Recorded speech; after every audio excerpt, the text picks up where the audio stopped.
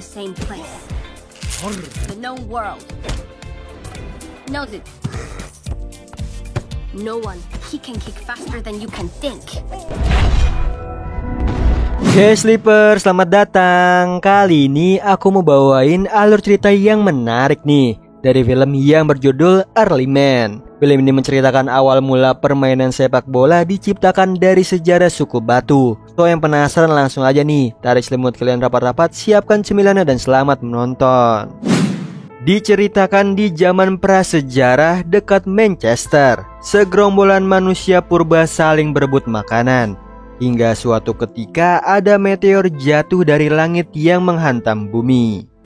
Syukurnya mereka baik-baik saja, yang ada malah menghampiri batu meteor tersebut yang bentuknya seperti bola.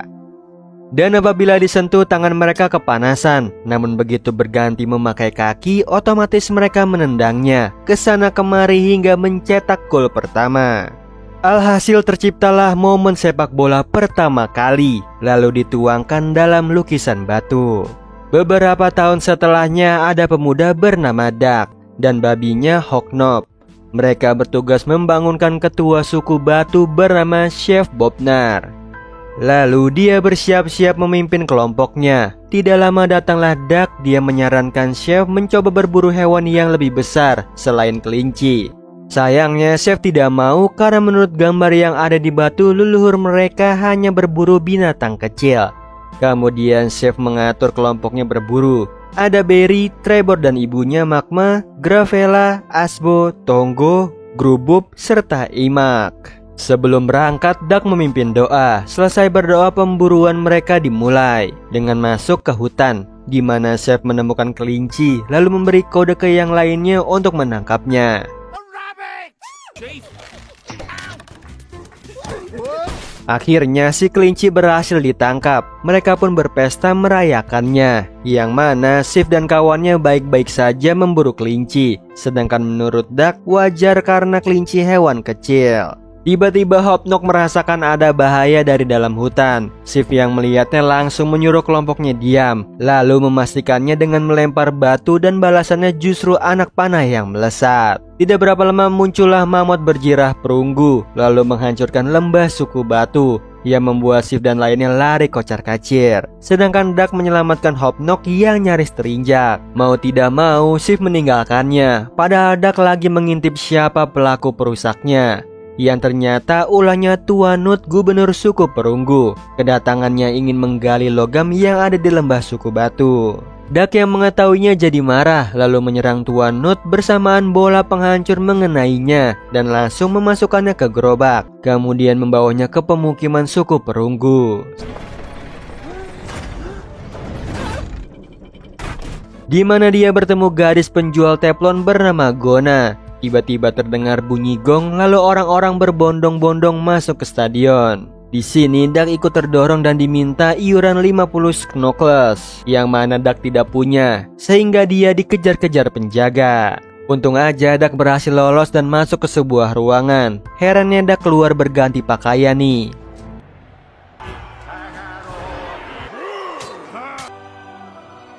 Dan ternyata Duck disangka pemain bola klub Real Bronzio. Dia jadi kebingungan dan ingin kabur saja, namun ditahan rekan setimnya, bahkan menyuruhnya menjaga gawang. Padahal Duck tidak mengerti apapun, seperti memberikan bola begitu saja. Dan malah terjadi tendangan free kick lawan, di mana bolanya menghantam wajah Duck. Dia jadi limbung hingga berbayang gambar yang ada di batu sesuai dengan permainan sepak bola. Membuat Duck mengerti dan menendang bolanya yang justru gol bunuh diri. Di situ kapten timnya marah sampai muncul seseorang yang menyebut Duck mencuri seragamnya. Pada akhirnya Duck ketahuan kalau dia manusia batu. Lalu Tuan Nut mengusirnya.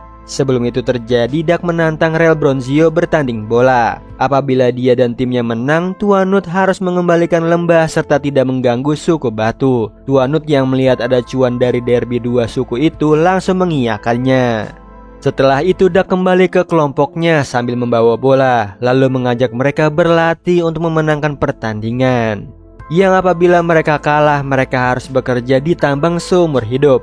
Di sini Chef interupsi bahwa mereka tidak pernah bermain bola sebelumnya, sampai Duck memperlihatkan bayangan suku Batu bermain bola seperti yang ada di lukisan. Dari situlah Sif dan lainnya percaya. Akhirnya mereka memulai sesi latihannya nih sebelum hari H pertandingan, yaitu saat malam bulan purnama tiba. Dimulai Dak memasang gawang, lalu mengusir Hopnok karena dia seekor babi. Lalu berlatih menendang ke gawang. Apesnya tendangan Asbo kejauhan dan mendarat di lembah. Di sisi lain, Tuan Nut lagi membayangkan uang yang dihasilkan dari pertandingan dua suku. Di tengah asik membayangkannya, dia dikejutkan kedatangan burung pengantar pesan. Yang pesannya berasal dari Ratu Oveva yang lagi di luar kota. Burung itu menyampaikan kekesalan Ratu tentang Tuan Nut yang mengatur pertandingan sepak bola antar suku. Dia tidak mau sukunya kalah dari makhluk primitif, sehingga Ratu mengancam Tuan Nut supaya memenangkannya. Kemudian di pagi hari Dak membangunkan teman-temannya untuk berlatih. Sayangnya mereka mulai kelelahan dan putus asa. Seperti Asbo yang memakan bolanya karena dia lagi kelaparan. Untung aja dari kejauhan dia melihat seekor bebek.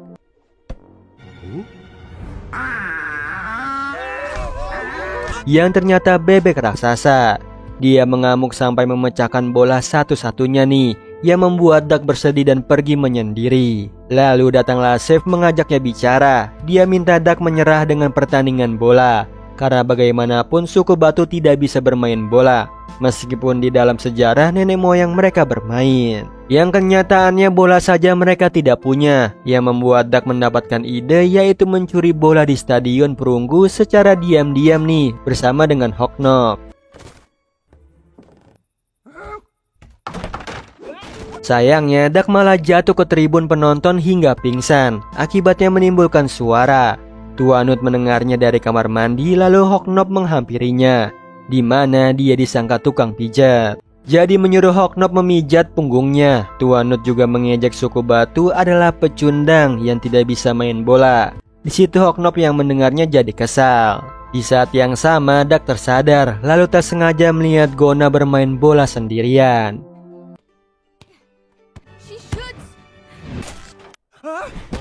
Sialnya Dak ketahuan. Meskipun begitu dia terus terang kalau keberadaannya di sini ingin mencuri bola. Dengan senang hati Gona membantunya. Apesnya mereka ketahuan para penjaga nih.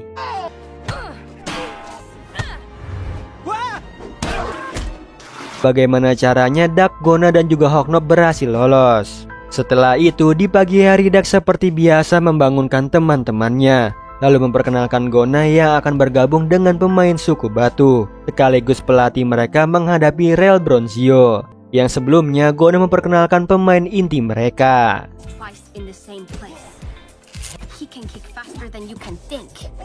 Ia membuat Gravela insecure melawannya, namun Gona menenangkannya nih, kalau para pemain Real Bronzio hanya mencari bintang. Bisa jadi itu kelemahan mereka. Di situ Dak juga menambahkan bahwa kekuatan suku batu berbeda. Mereka satu kesatuan dengan bekerja sama. Ia membuat mereka bersemangat berlatih nih. Ditambah Sif juga turut andil ikut bertanding bola meskipun sudah tua. Kemudian Gona memulai latihannya dengan latihan fisik di gurun pasir.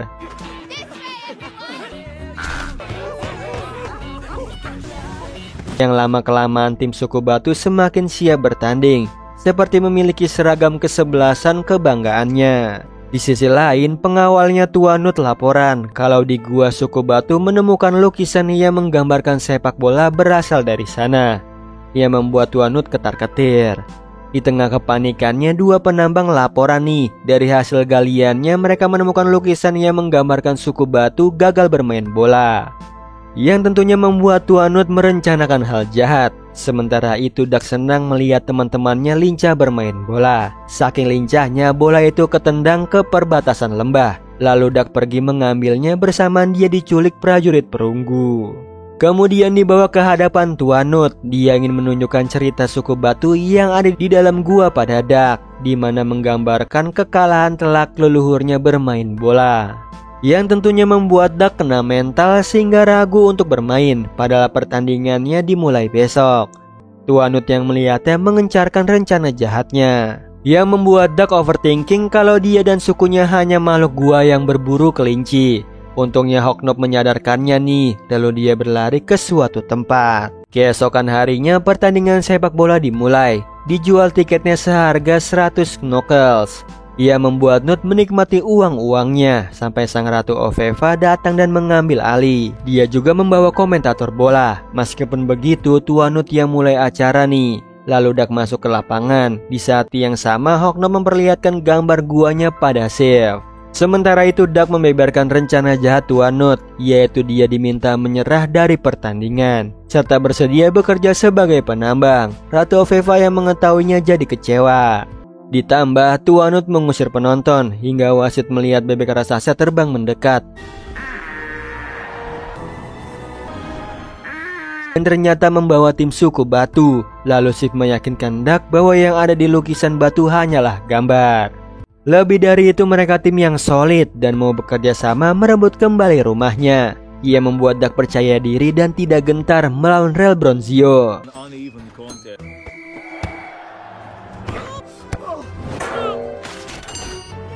Sialnya di situ Rel Bronzio mampu menyamai skor suku batu. Ditambah mencetak skor kedua dan ketiga, ia membuat Tuan Nut dan Ratu jadi kegirangan. Tanpa terasa babak pertama usai. Lalu lanjut lagi nih babak kedua di mana Duck meyakinkan teman-temannya dengan mengingat sesi latihan mereka. Dan benar aja tim suku batu mampu mengejar ketertinggalan jadi 3-2.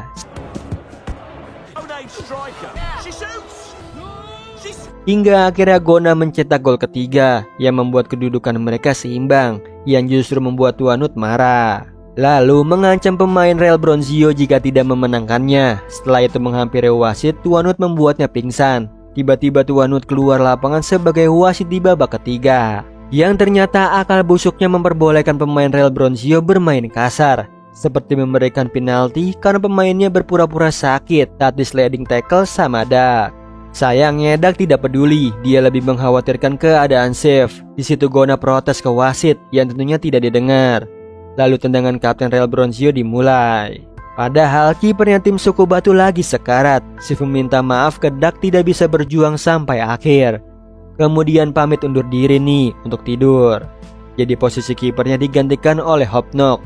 Padahal saat ini menit-menit terakhir pertandingan. Hebatnya Hawknot berhasil menepis bolanya hingga melambung ke langit. Lalu saat bolanya jatuh, para pemain Rel Bronzio saling berebut. Sedangkan tim suku batu bekerja sama agar Duck menendang bolanya.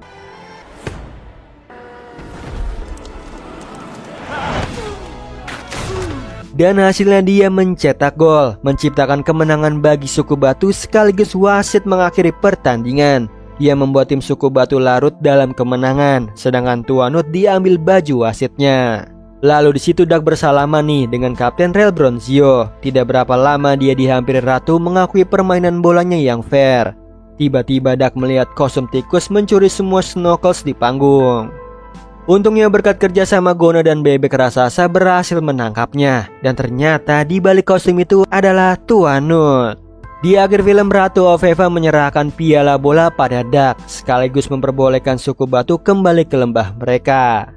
Di mana ada lukisan batu yang mencetak sejarah kemenangan mereka. Setelah itu di keesokan paginya Duck dan lainnya berburu seperti biasanya. Nah itu tadi alur cerita dari film Early Man. Gimana Sleeper, seru banget ya. Kita diperlihatkan nih bagaimana permainan sepak bola diciptakan yang ternyata dari suku batu prasejarah. Oh iya Sleeper, kalian bisa follow nih Instagram kita di @temantidur.ytb atau @handyalfat. So Sleeper, itu tadi video kita kali ini. Semoga kalian suka sama videonya. Aku Hendy pamit. Happy nice dream and ciao.